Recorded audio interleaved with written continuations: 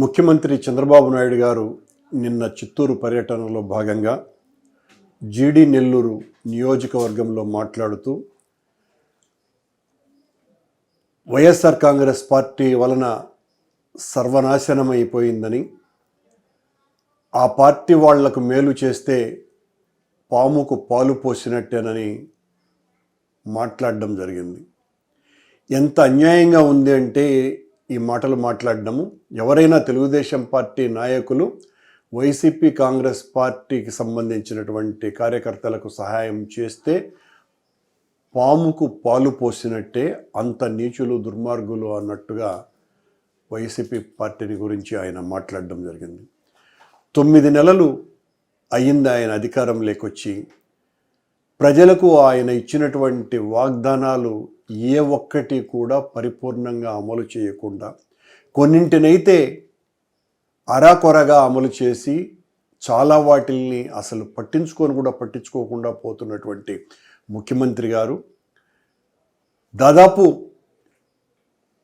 2.5 లక్షల కోట్లకు పైగా పేద ప్రజలకు డబ్బులు పంచినటువంటి వైసీపీ నాయకత్వాన్ని, ముఖ్యంగా జగన్మోహన్ రెడ్డి గారి నాయకత్వాన్ని పనిగట్టుకొని విమర్శించడాన్ని తీవ్రంగా వ్యతిరేకిస్తున్నాం.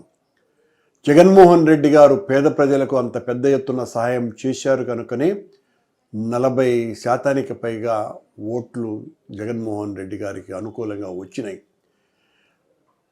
జగన్మోహన్ రెడ్డి గారి మీద, వైఎస్ఆర్ కాంగ్రెస్ పార్టీ మీద ఈ రోజున మీరు ఏ రకంగా అయితే మాట్లాడుతున్నారో అలాగే అప్పుడు కూడా మాట్లాడడం కారణంగా మిమ్మల్ని మోస్తున్నటువంటి బోయిలైనటువంటి పేపర్లు, ఛానళ్ళు ఇవన్నీ కూడా జగన్మోహన్ రెడ్డి గారి వ్యక్తిత్వ హననానికి పాల్పడి చేసినటువంటి దుర్మార్గ ప్రచారానికి ఆంధ్ర రాష్ట్ర ప్రజలు ఓడిపోయారు.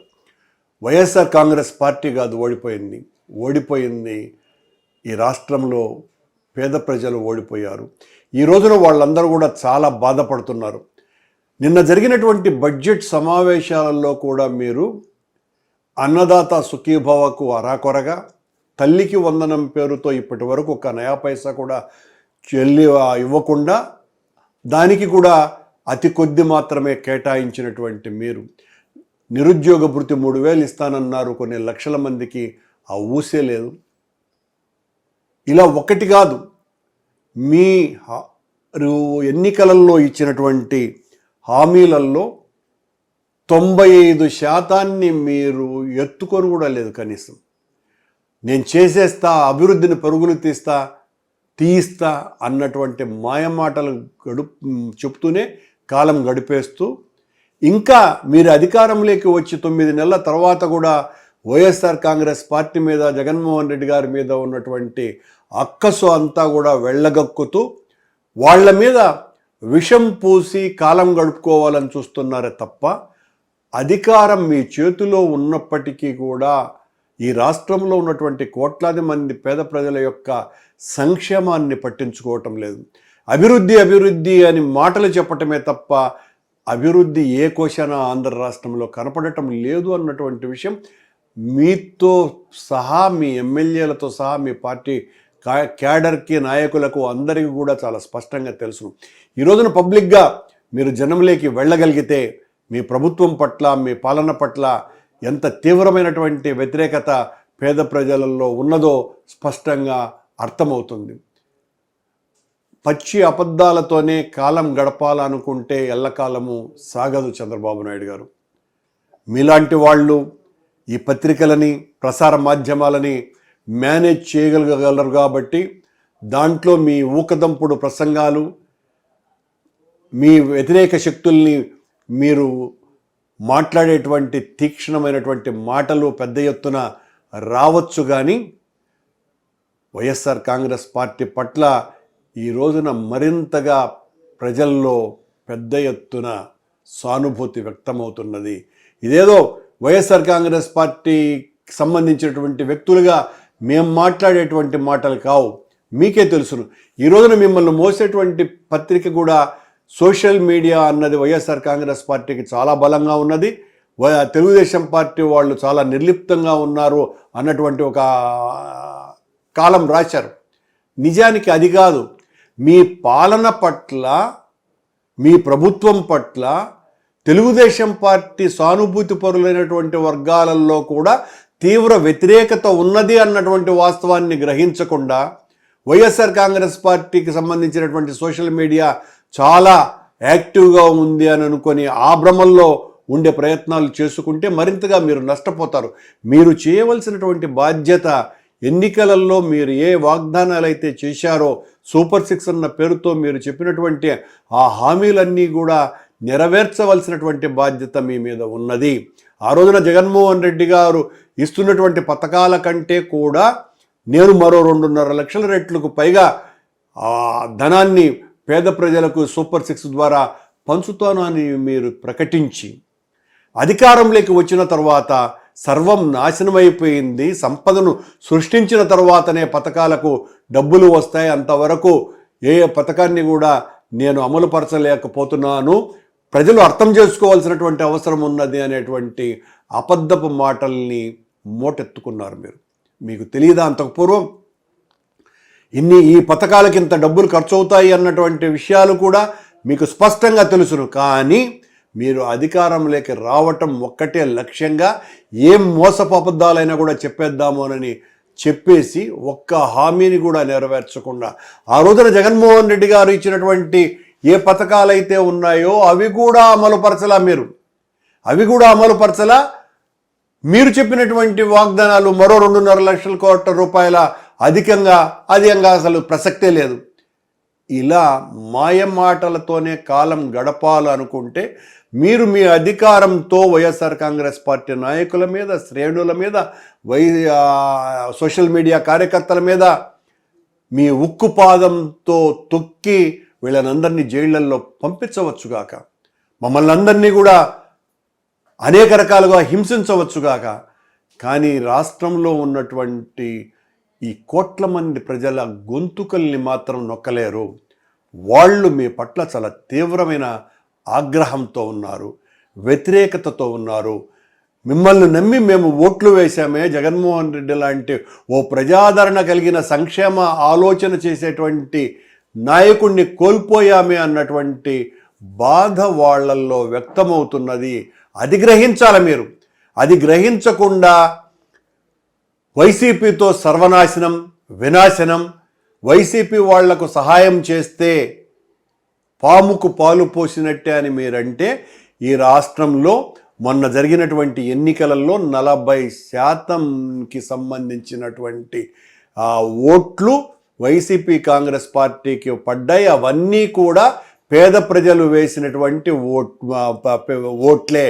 అంటే మీరు ఆ పేదలకంతా కూడా వ్యతిరేకము. ఆ పేదలకు ఎవరికి కూడా నేను మేలు చేయకూడదు, ఈ పేదలకు మేలు చేస్తే పాముకు పాలు పోసినట్టే అన్నట్టుగా ఉన్నది మీరు చెప్పేటువంటి మాటలు. ఈ రోజున ఆ 40% మంది మాత్రమే కాదు, ఇంకా కొన్ని లక్షల మంది మీ ప్రభుత్వం మీద వ్యతిరేకంగా ఉన్నారు. జగన్మోహన్ రెడ్డి వస్తేనే బాగుంటుంది అనేటువంటి ఆలోచనతో వాళ్ళందరూ ఉన్నారు. వాళ్ళందరూ కూడా వైసీపీ పార్టీకి సంబంధించినటువంటి వాళ్ళే. మీరు నిన్న చెప్పినటువంటి మాట మొత్తం వాళ్ళకందరికీ కూడా అన్వయింపబడుతుంది. జగన్మోహన్ రెడ్డి పాలన కావాలనుకునేటువంటి 51% పైగా ప్రజలు ఈరోజు కోరుకుంటున్నారు. వాళ్ళందరూ కూడా సహాయం మీరు చేస్తే, అంటే తెలుగుదేశం పార్టీకి సంబంధించిన వాళ్ళు ఎవరైనా సహాయం చేస్తే వాళ్ళు పాముల కింద, అంటే సహాయం పొందినటువంటి వాళ్ళు పాములు, ఆ పాములకు పాలు పొయ్యొద్దండి అని చెప్పటమే అర్థంగా ఉంటుంది తప్ప మరొకటి కాదని చంద్రబాబు నాయుడు గారు ఇంత దిగజారుడు మాటలు జగన్మోహన్ రెడ్డి గారి గురించి, వైఎస్ఆర్ కాంగ్రెస్ పార్టీని గురించి మాట్లాడటం అన్నది మీకు మాత్రమే సాధ్యమయ్యేటువంటి ప్రక్రియ. మీరు మాత్రమే మాట్లాడగలరు. ఇలా ఒక పార్టీనే సర్వనాశనమేక వినాశకారి పార్టీ అని అనగలిగేటువంటి శక్తి, దమ్ము మీకు మాత్రమే ఉన్నాయి. కారణం మీ రాజకీయ నేపథ్యం అంతా కూడా ఇతరులను గురించి, మిమ్మల్ని వ్యతిరేకించే వాళ్ళని గురించి, మీ పట్ల అసహనంగా ఉండే వాళ్ళని గురించి సంఘ విద్రోహ శక్తులుగా చిత్రీకరించటం మీకు అనాదిగా వస్తున్నటువంటి ఒక ఆలోచన, మీ ఆచారం అది. కానీ మీరు ఎన్ని రకాలుగా మాట్లాడినా, మీరు ఎంతగా ఈ రకంగా జగన్మోహన్ రెడ్డి గారి మీద వ్యతిరేకంగా మాట్లాడుతూ పోయే కొద్దీ, ప్రజల హామీలు నెరవేర్చకుండా జగన్మోహన్ రెడ్డి మీద దాడి చేసే కొద్దీ అంతకు మించిన రెట్టింపుతో జగన్మోహన్ రెడ్డి మీద ఆదరణ పెరుగుతుంది అన్నటువంటి విషయాన్ని గ్రహించవలసిందిగా కోరుతున్నా. పోసాని కృష్ణమురళి గారు అరెస్టు అయిన తర్వాత ఆయన మీద పెట్టినటువంటి కేసులన్నీ కూడా మురళి గారి మీద పెట్టాల్సినటువంటి కేసులు కాదని సాక్షాత్తు అడిషనల్ అడ్వకేట్ జనరల్గా ఉండినటువంటి పొన్నవేలు సుధాకర్ రెడ్డి గారు మొన్న కోర్టులోనే చాలా స్పష్టంగా చెప్పటం జరిగింది. ఇవన్నీ కూడా ఉద్దేశపూర్వకంగా రాజకీయ ప్రేరేపితంగా ఉన్నటువంటి కేసులు, తమను వ్యతిరేకించినటువంటి వాళ్ళ యొక్క గొంతుకలను నొక్కివేయటానికి ఈ రకమైనటువంటి అక్రమ కేసులు బనాయిస్తున్నారు తెలుగుదేశం పార్టీకి సంబంధించినటువంటి ప్రభుత్వం అని ఆయన చాలా స్పష్టంగా చెప్పటం జరిగింది. పోసాని కృష్ణమురళి గారి మీద ఎప్పుడో ఆయన మాట్లాడినటువంటి మాటలకు ఈ రోజున ప్రతీకారేచ్ఛతో ఆయన అరెస్టు చేయటమే అన్యాయమైతే, ఆయన ఆరోగ్యం సరిగ్గా లేదు అన్న విషయం చాలా స్పష్టంగా తెలిసినా కూడా ఆయన్ను ఆసుపత్రికి తీసుకువెళ్ళి ఏ రకమైనటువంటి ఆరోగ్య సమస్యలు లేవు ఈయనకు అనని, దాని మీద పచ్చపత్రికలంతా కూడా ఆయన ఏదో నాటకం ఆడినట్టుగా చిత్రీకరించటం అన్నది చాలా బాధ కలిగించే విషయం. అలా రాసినటువంటి వాళ్ళు సిగ్గుపడాల్సినటువంటి విషయం. అదే మీకు జరిగితే, మీ గురించి వేరే వాళ్ళు అలా మాట్లాడితే, అలా రాస్తే ఎంత మనసుకు నొచ్చుకుంటుందో మీకు తెలియంది కాదు. ఒక బాధితుడు తనకు ఆరోగ్యం బాగాలేదు అని ఆసుపత్రికి పోతే, ఆసుపత్రికి పోయినంత మాత్రాన ఆయన ఏమన్నా విడుదల చేస్తారా? చెయ్యరు కదా. మీకు సంబంధించినటువంటి న్యాయ నిపుణులందరూ కూడా అనేక రకాలుగా ప్రయత్నించి ఆయనకు బెయిల్ రానియకుండానే చేస్తారు కదా.